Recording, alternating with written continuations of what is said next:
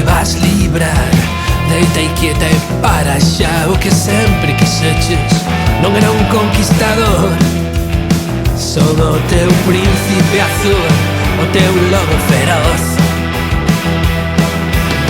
Vas a ver o que un home cabal, dos que abren a porta pra deixarte pasar. Dalle grazas a Deus ou a Carlos Mars.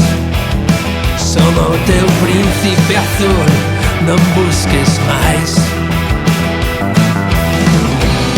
Por esquecer cal é o teu sitio, por vivir sen religión, por romper a orden natural das cousas.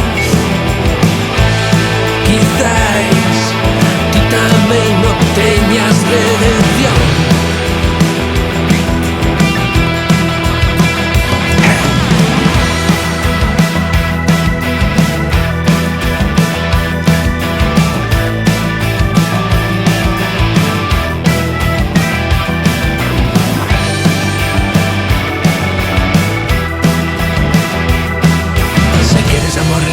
Se vai faltar, aquí están os meus amigos para o que queiras gustar. Estarás acostumada xa a tanta atención.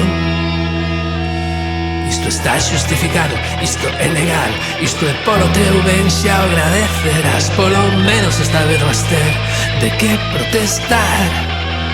Son o teu príncipe azul, o teu príncipe azul. Por esquecer cal é o teu sitio, por vivir sen religión, por romper a orden natural das cousas, por non querer televisión.